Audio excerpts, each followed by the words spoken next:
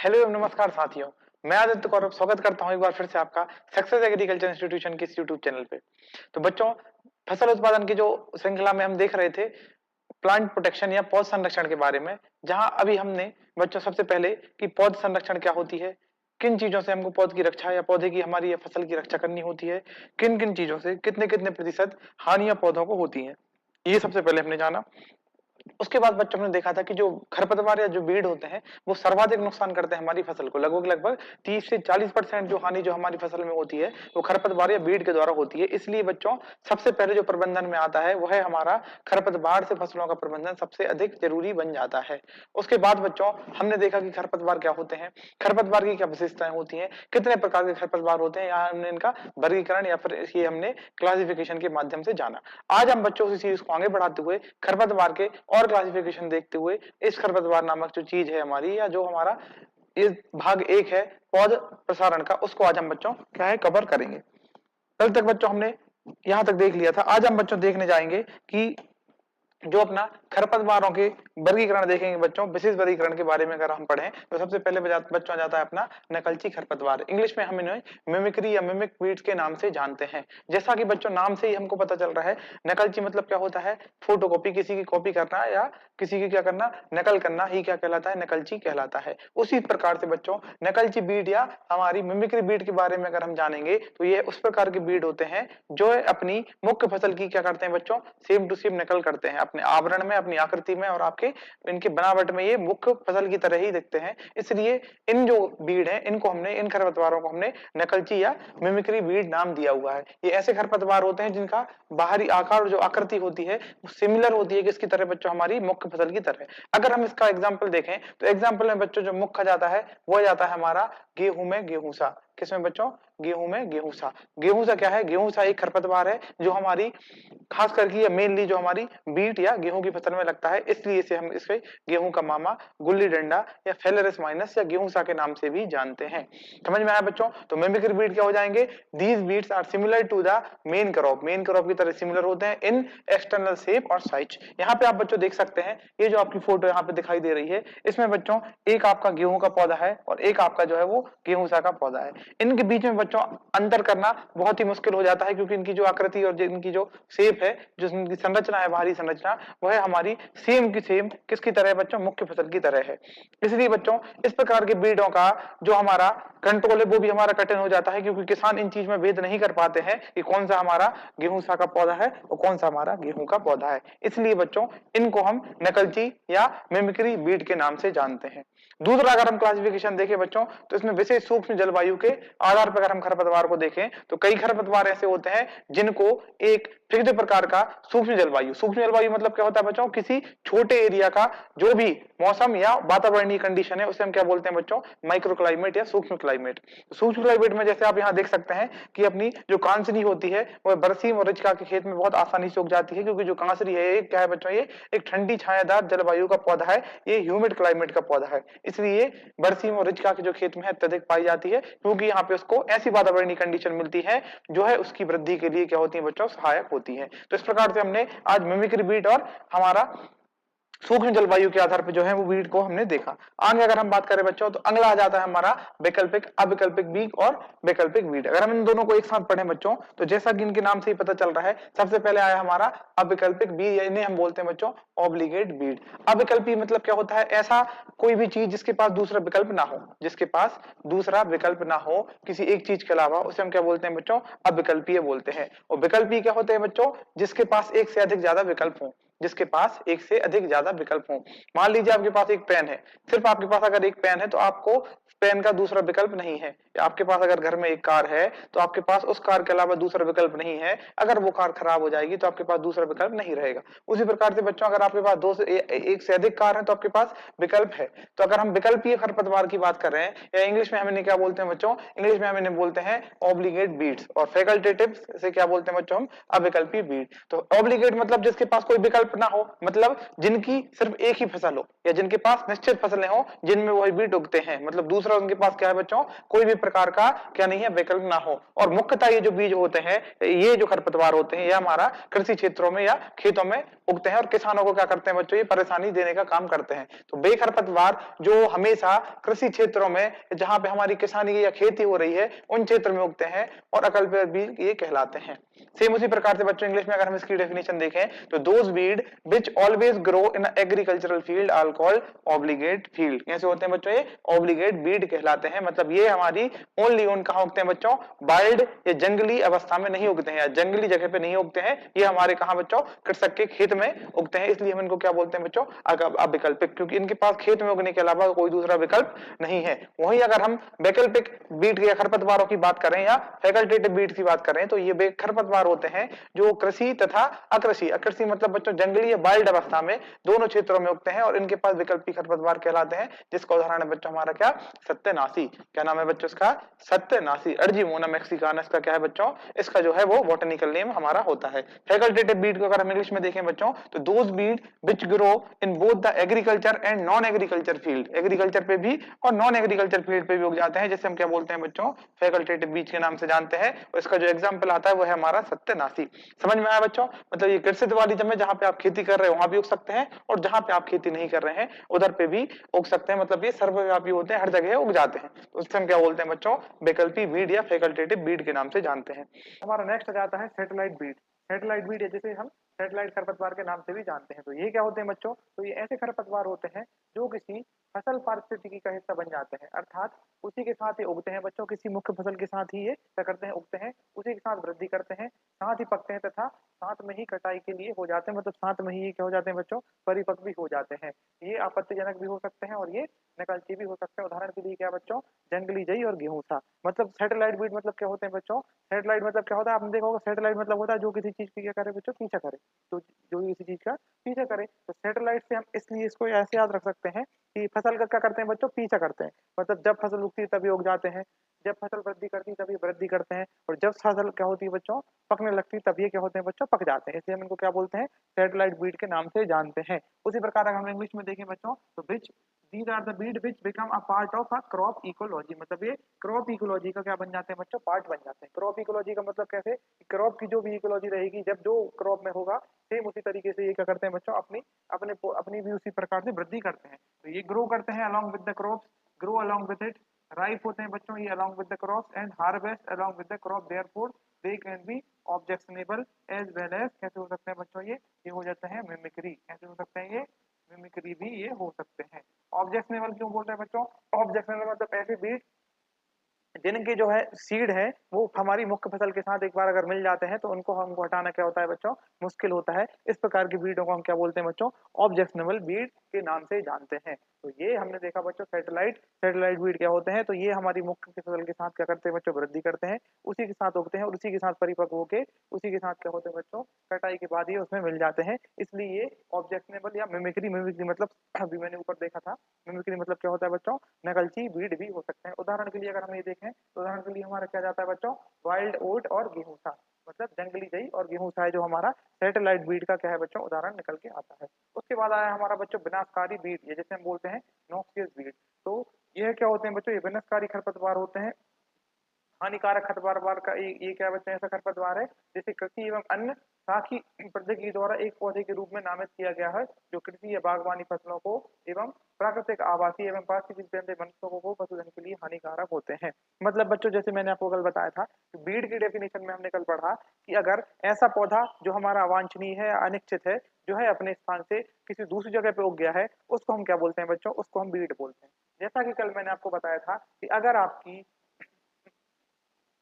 गेहूं की फसल में कोई अन्य पौधा उग जाता है, मान लीजिए ये गेहूं की फसल में आपका सरसों का भी अगर पौधा हो जाता है, तो ये भी क्या आएगा बच्चों, गेहूं की फसल में अगर आपका मान लीजिए ये आपकी गेहूं की फसल खड़ी हुई है और इस फसल में अगर आपके सरसों के जो पौधे अगर उग जाते हैं तो सरसों का पौधा भी क्या कहलाएगा बच्चों, यहाँ पे बीड कहलाएगा। लेकिन ये क्या है बच्चों, ये हमारा नॉक्सियस बीड नहीं है।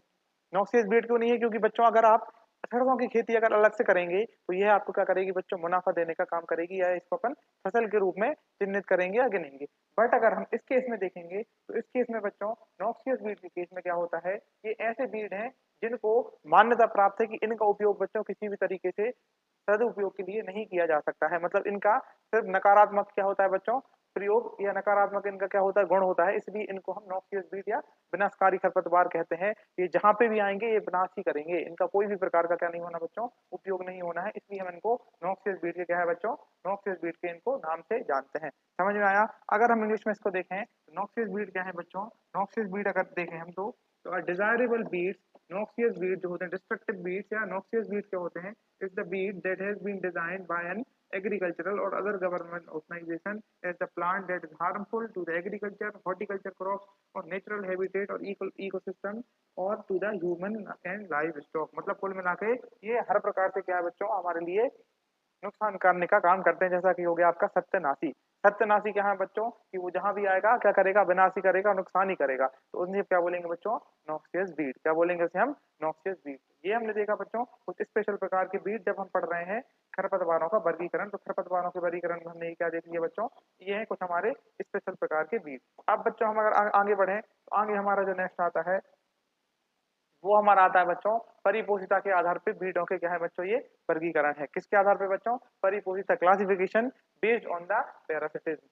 क्लासिफिकेशन बेस्ड ऑन पैरासिटिज्म अगर हम देखें बच्चों तो पैरासिटिज्म मतलब क्या होता है, परपोषिता मतलब क्या होता है, मतलब किसी अपने पोषण के लिए, अपने पोषण के लिए पराय पे क्या रहना बच्चों, पराय पे आश्रित रहना क्या कहलाता है, परपोषिता कहलाता है। अपने पोषण के लिए किसी पराय पे क्या रहना, आश्रित रहना, पर पोषिता कहलाता है। पर मतलब होता है बच्चों पराया, और पोषिता मतलब होता है पोषण या आहार। तो अपने ऐसे पौधे जो अपने पोषण के लिए किसी अन्य पौधों पे क्या रहते हैं बच्चों, जो किसी अन्य पौधों पे डिपेंड रहते हैं, वो क्या कहलाते हैं बच्चों, परपोषी या फिर पैरासिटिज्म या पैरासाइट्स कहलाते हैं। मतलब यह अपना खाना स्वयं रूप से नहीं बना सकते हैं, इसलिए ये क्या होते हैं बच्चों, जैसा कि हम बोलते हैं बैक्टीरिया, वायरसेस, ये क्या है बच्चों, परपोषी है। परपोषी मतलब ये पैरासाइट्स हैं, तो ये हमको बीमारियां फैलाते हैं। क्यों फैलाते हैं, क्योंकि बच्चों ये अपना भोजन का जो है वो भोजन अपना स्वयं नहीं बना सकते हैं। अब जो पौधा भोजन स्वयं नहीं बना सकता है वह अपने भोजन के लिए किसी दूसरे पे आश्रित होता है या पराश्रित होता है। और अगर ये पराश्रित होता है तो बच्चों उससे क्या करते हैं आप, ये दूसरे जीव से अपना भोजन ग्रहण करते हैं, और इस प्रक्रिया में क्या है बच्चों, दूसरे जीव को क्या होती है बच्चों, हानि होती है। तो ये क्या कहलाती है हमारी परपोषिता या पैरासिटिज्म। तो पैरासिटिज्म या परपोषी जो कीट है आपको या खरपतवार है, उनको हमने बच्चों दो भागों में बांटा है। परपोषी खरपतवार को हमने कितने, दो भागों में बांटा है। एक ऐसे खरपतवार जो क्या करते हैं बच्चों, जड़ पे रहते हैं और जड़ पे अपना जीवन यापन करते हैं, और अपना जो भोजन है वो पौधों की जड़ों से लेते हैं। उनको हम क्या बोलते हैं बच्चों, उन्हें हम बोलते हैं जड़ परजीवी या रूट पैरासाइट्स बोलते हैं। दूसरे अपने जाते हैं बच्चों स्टेम पैरासाइट। स्टेम पैरासाइट मतलब तना परजीवी, मतलब यह अपना जो भोजन होगा वह पौधे के तने वाले या ऊपर वाले भाग से लेंगे, इसलिए हम इनको क्या बोल देते हैं, तना परजीवी बोल देते हैं। अब बच्चों रूट में भी दो प्रकार हैं, एक इस प्रकार के होते हैं जो सेमी रूट पैरासाइट्स होते हैं, ये क्या होते हैं बच्चों, अर्धजना परजीवी। और एक ऐसे पैरासाइट्स होते हैं या ऐसे परजीवी होते हैं जो रूट को क्या करते हैं बच्चों, पूरी तरीके से क्या करते हैं, नुकसान पहुंचाते हैं, पूरी तरीके से कवर कर लेते हैं। तो इसी बेसिस पे अगर हम देखें तो सेमी रूट पैरासाइट में बच्चों जो सबसे पहले आपका नाम आ रहा है, या जो सबसे पहला एग्जाम्पल आता है वो आता है हमारा स्ट्राइगा का। काय का आता है बच्चों, हमारा सबसे पहले जो हमारा नाम आएगा वो आएगा हमारा स्ट्राइगा का। सबसे पहले जो नाम हमारा काय का है बच्चों, स्ट्राइगा। तो स्ट्राइगा क्या है, एक प्रकार का सेमी रूट पैरासाइट्स है। यह हमारे जो लंबे वाले C4 प्लांट्स होते हैं, जैसे कि हमारा जौर हो गया, हमारा बाजरा हो गया, या हमारा मक्का हो गया, इन पौधों में ये क्या करते हैं बच्चों, खास करके ये नुकसान पहुंचाते हैं। वहीं अगर हम देखें बच्चों पूर्ण जड़ परजीवी के बारे में, तो पूर्ण जड़ परजीवी टोटल रूट पैरासाइट है बच्चों, सबसे पहले आ जाता है आपका ओरोवंची। क्या बोलते हैं बच्चों हम इसे, ओरोवंची, या इसे हम ग्रूम रैप के नाम से भी जानते हैं। तो इस प्रकार का जो इस प्रकार का जो खरपतवार है बच्चों, यह परपोषिता करता है या पैरासिटिज्म करता है किस पौधों पे, सोलानेसी कुल के पौधों पे, या फिर तंबाकू का जो पौधा होता है उस पे ये क्या करता है, परपोषिता का काम करता है। तो ये हमने क्या देखा बच्चों, ये हमने देखा दो प्रकार के, ये क्या हो गए हमारे, दो प्रकार के पैरासाइट्स हो गए। एक हो गए बच्चों जो जड़ों पे रहते हैं, और एक वो हो गए जो हमारे तने पर रहते हैं। तो जड़ों पे भी बच्चों दो प्रकार के हो गए, एक पूर्ण जड़ा तन परजीवी, और दूसरा हो गया आपका अर्ध जड़ परजीवी। तो अगर अर्ध की बात करेंगे बच्चों तो यहाँ पे आ जाएगा आपका स्ट्राइगा। क्या आ जाएगा आपका, स्ट्राइगा। और ये और जो हमारे जौर हो गए, बाजरा हो गया, मक्का जैसे पौधों पे ये क्या करते हैं बच्चों, अपना जीवन निर्वाह करते हैं। वहीं अगर हम पूर्ण जड़ परजीवी की बात करें तो इसमें हमारा जो नाम आ जाता है वो आ जाता है हमारा ओरोवंकी। तो ये क्या करता है बच्चों, तंबाकू के पौधे पे तथा हमारे कौन से सोलनेसी कुल के जो पौधे हैं उन पे अपना क्या करते हैं बच्चों, जीवन यापन करते हैं, या उन प्रकार के जो हमारी फसलें हैं उनको ये नुकसान पहुंचाने का ये क्या करते हैं बच्चों, काम करते हैं। अब हम बच्चों अगर आगे देखें तो हमारा तनाजर परजीवी के बारे में, तो ये भी हमारे दो प्रकार के होते हैं बच्चों। एक आ जाता है हमारा बच्चों स्टेम सेमी स्टेम पैरासाइट, जिसे हम बोलते हैं अर्धतना परजीवी, और एक हमारा आ जाता है बच्चों पूर्ण तना परजीवी। एक हमारा आ जाता है अर्धतना परजीवी, दूसरा हमारा जाता है पूर्ण तना परजीवी। अर्धतनी की बात करें बच्चों तो इसमें नाम जो हमारा आता है वो आता है हमारा लोरेंथस। लोरेंथस क्या है बच्चों, लोरेंथस। लोरेंथस क्या है हमारा, लोरेंथस हमारा सेम स्टेम पैरासाइट है, और ये आम तथा रोपण फसल है, मतलब मैंगो तथा प्लांटेशन क्रॉप। यहाँ पे मैं लिख देता हूँ बच्चों, ये मुख्यतः किन फसलों पे, ये मैंगो तथा प्लांटेशन क्रॉप जो हमारा लोरेंथस होता है, ये मैंगो मतलब आम तथा प्लांटेशन क्रॉप मतलब उद्दीपक फसलें या हमारी जो रोपण फसलें होती हैं,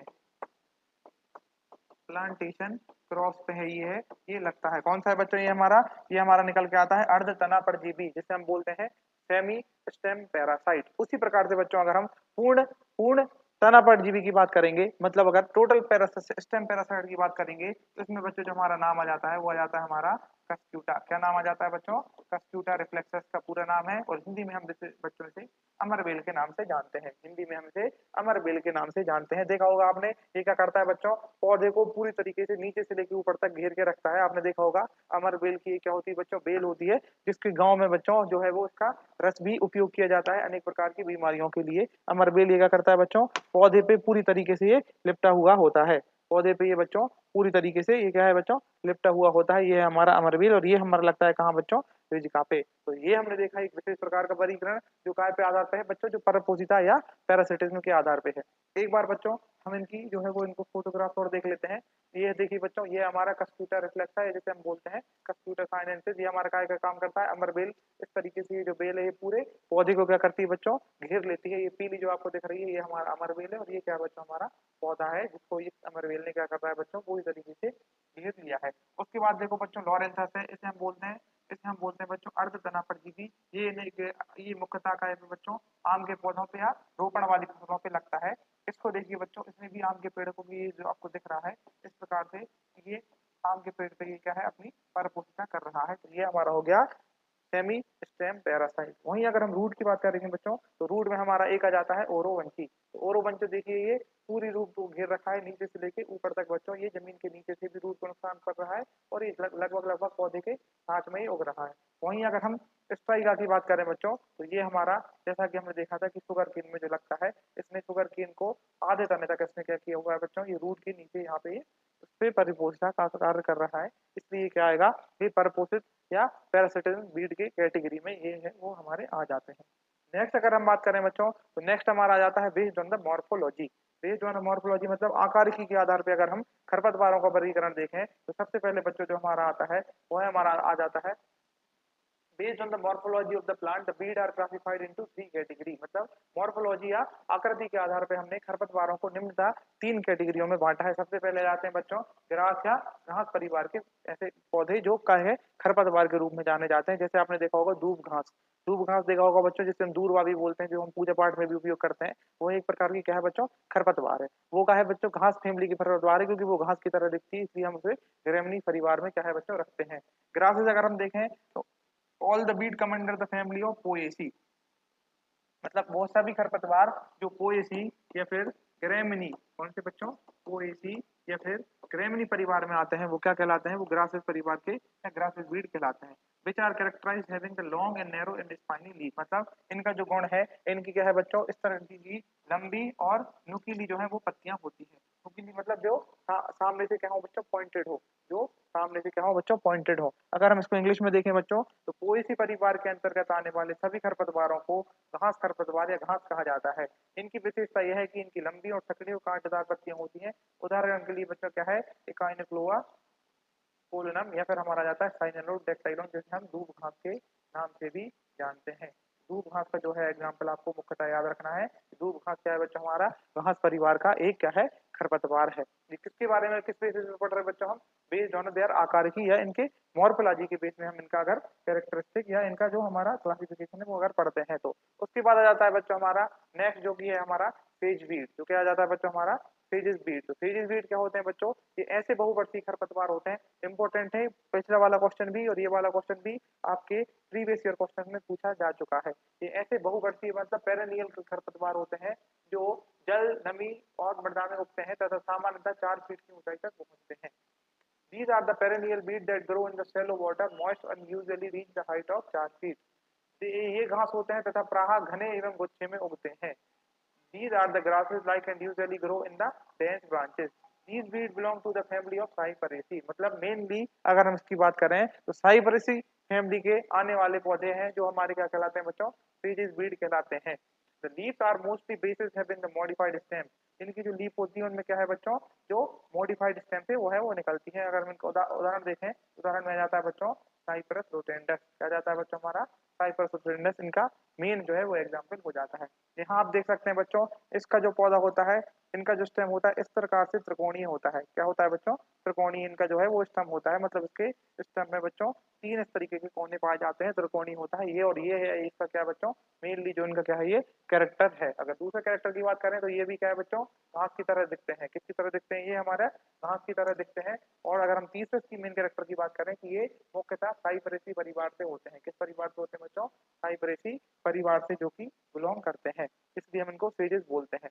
नेक्स्ट हमारा जो आया वो आया हमारा broad leaf weed. Broad leaf मतलब चौड़ी पत्ती वाले खरपतवार। इनका जो मुख्य अगर हम कैरेक्टरिस्टिक देखें, इनके जो गुण देखें, सबसे पहले आता है this is the major group of weed and all the families weed come under this group under discussion earlier. मतलब सारी जो हमारी बची कुची फैमिलियां हैं हमारी, किसको बच्चों? ग्रास फैमिली को छोड़ के या साइप्रसी फैमिली के बची कुची जितनी भी खरपतवार हैं वह चौड़ी पत्ती के खरपतवार एवं ब्रॉड लीफ खरपतवार की कैटेगरी में आ जाते हैं।